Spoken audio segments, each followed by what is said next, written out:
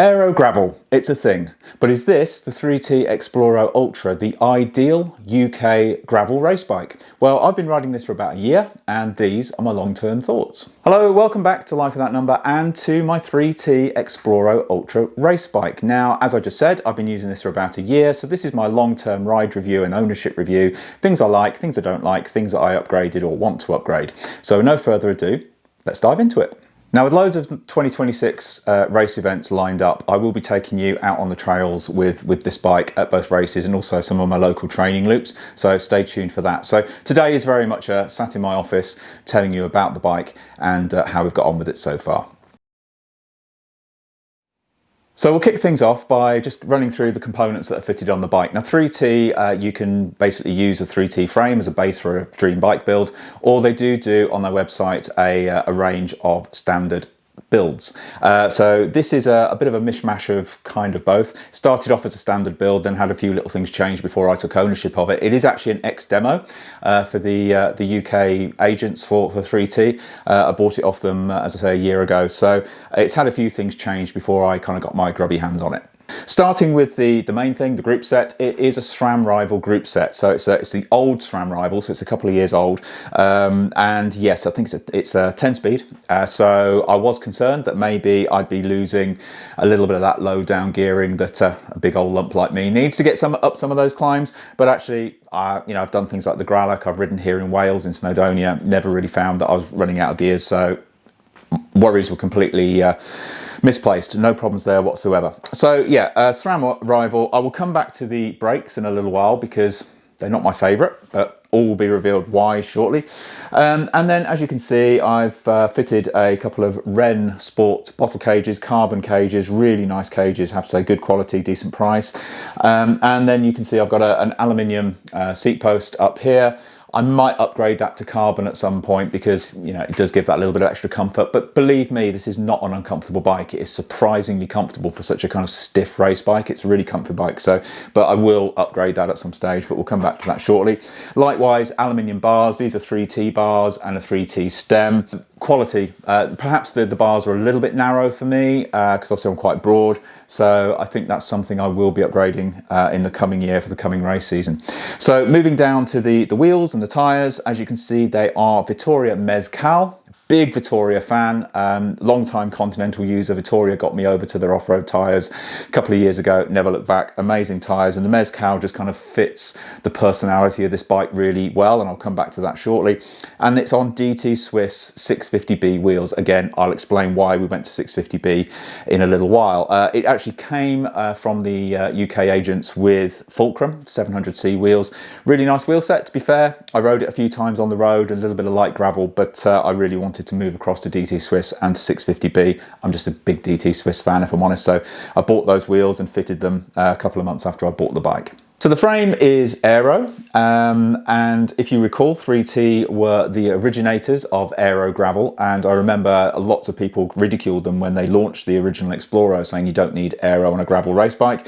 Well, I think time's proven that to be incorrect, and yeah, it definitely does have its advantages, certainly when you get up to those higher speeds, which obviously where Aero comes in. But when you look at probably not at the part of the race that I'm competing in, but certainly at the kind of the forefront of the race, the leaders, they're certainly doing 20 mile an hour plus, so that's obviously where the aero advantages really begin to kick in. But you can see that the down tube is flared around the bottle cages, and that means it diverts the airflow around the bottle cages, obviously keeping that aero, because you stick bottle cages on a thinly tubed frame, whether it's road, gravel, doesn't really matter, and clearly then you are disrupting the airflow. This just guides the air around the side of the bottles really effectively.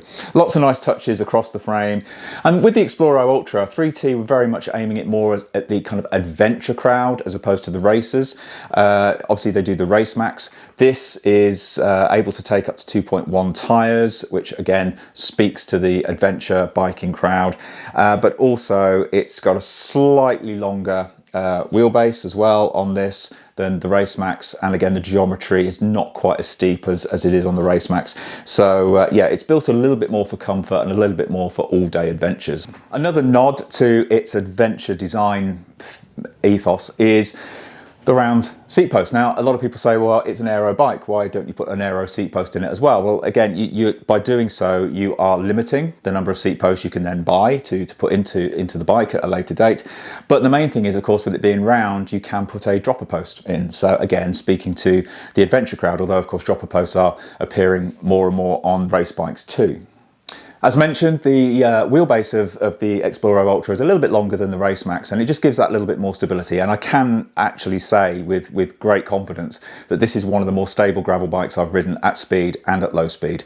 It's you know, when you get into the more technical sections and the speed naturally comes down a little bit, you still feel very stable, very in the bike. I think a lot of that does come back to the wider tyres. For me, I'm a mountain biker at heart, so mountain bike tyres make me feel confident and comfortable.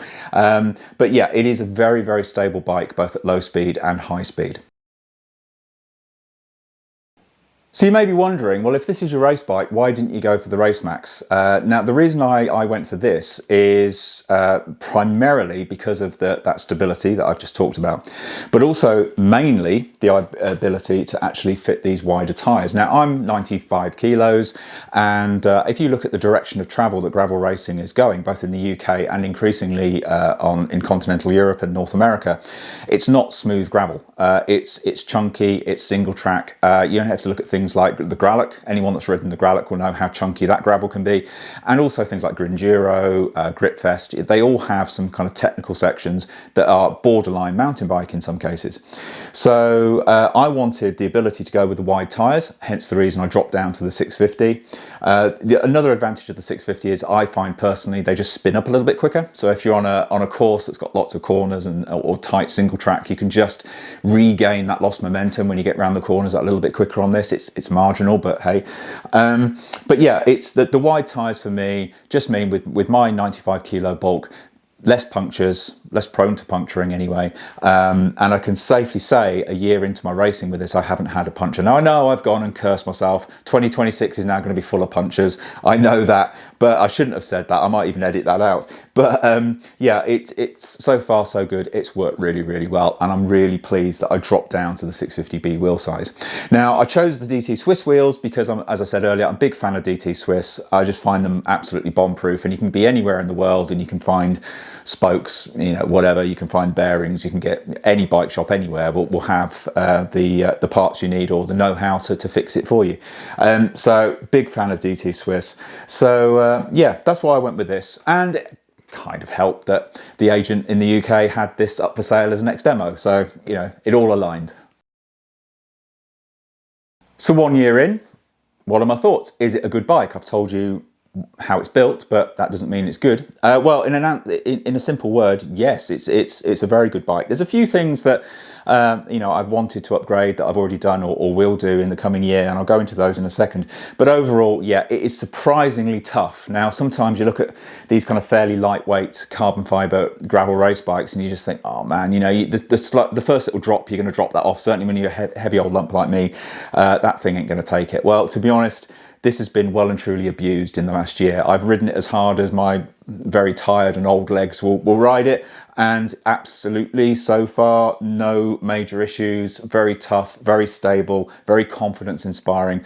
So whilst initially I thought I'd only keep this for a year, I've decided to keep it for another year and just make the final couple of upgrades just to make it that dream race bike and just kind of perfect what I discovered was quite just missing a little bit last year. So of course, nothing is all roses. What can be improved? Well, a few things. The wheels I've already mentioned, and that's personal to me and my riding style, and also where I train here in North Wales, where it is quite rocky. That's just right for me. But you be you. The 700C wheels that came on this, the Fulcrums, seemed really nice wheel set, and you can go up to a 46mm tyre. So if up to 46mm suits you, you wouldn't need to change the wheels. But again, you know, that's your call. But in terms of other stuff, I've mentioned obviously the post and the bar. Definitely, they're things that I want to upgrade because I just think they'll add that little bit of comfort to what is already a pretty comfortable bike, to be fair. The saddle, again, saddles are subjective. I've kind of started to get used to it, but yeah, okay, I might give it a little bit longer. I've kind of broken it in now, but I'm not the biggest fan of the saddle, but that is a very personal thing.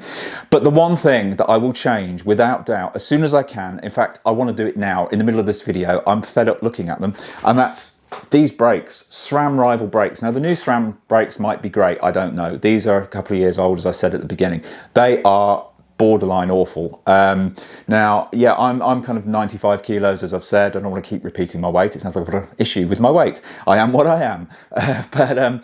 Yeah, it's when you get up to speed and you whack on those brakes, it's all about hoping and finding prayer to many gods as to whether you're going to stop, because it just does not want to slow down. And then suddenly all the braking will come in, and then you let off, there's no modulation, all the braking goes again, and more often than not, well, on a regular basis throughout the 2025 season, I had to dab a foot just to slow myself down, because these just weren't doing it. Now, of course, you could potentially make the rotors a little bit bigger, but I just don't think there's any power. I just don't like the feel of them. So any ideas as to what you think I should put on there brake-wise? And don't say Shimano. I know everyone's going to say Shimano. No, I am a SRAM fan. I used to work with SRAM a few years back, and I've stayed loyal to them, so I would prefer it to be SRAM, but I am genuinely actually open to ideas. I've got Shimano GRX on my other bike, and I have to say I've had a lot of problems with those as well. Maybe I'm just a brake killer. But yeah, these brakes have got to go. So all that said, is there anything else that I can pick fault of with this bike? Well, I mean, to be fair, no, not really. It's a really fun, reliable, stable, quick bike. It flatters you. It makes you quicker than you think you can be. It's confidence inspiring. Now, I appreciate feel of a bike is very personal to you, but for me, it's an ideal race bike, absolutely. In terms of componentry, away from the frame, which is high quality, in terms of componentry, of course, that's personal to you, what you choose to put on your bike, what spec you go for off the website, or how you build up your kind of dream build with the frame at the centre. That's completely up to you. But to be fair, everything on here, well, apart from those awful brakes, works really, really well, and I'm really pleased with it. So, no, I mean, it's just a great fun bike. Now, I appreciate 3T aren't the cheapest bikes on the market by some way, but in this case I do think you generally do get what you pay for with this frame, because it really is a really comfortable, nice place to spend your time when you're racing a bike. So yeah, I can't recommend it enough. Now, if I'm being super picky, and I'm being super picky now, the paint. It's beautiful. I mean, it's a lovely paint job, but unfortunately, it doesn't seem to be particularly durable. So it scuffs really easy certainly around the bottle cages here, and it scratches easy, stone chips easy. Now, I'm being super picky here. This is an off-road bike designed to go fast off-road on loose surface, on gravel. Of course you're going to get stone chips. You're not going to avoid those.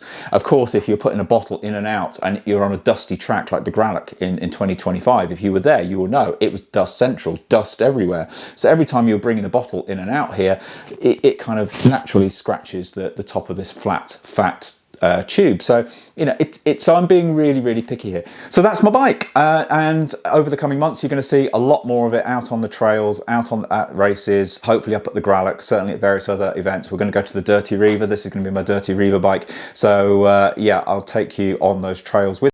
So unfortunately, the battery decided to die just as I was finishing off. So what I was about to say, and what I'll say now very quickly, is yeah, please stay tuned to the channel. Lots of stuff coming your way on this bike, on the mountain bikes, on various other stuff, on various other bikes that I get to ride as part of my job in the bike industry. So yeah, please stay tuned. Let me know what you think of the 3T. If you also have a 3T, then I'd love to hear your thoughts on it. But anyway, enough waffling. Until next time, take care. Bye for now.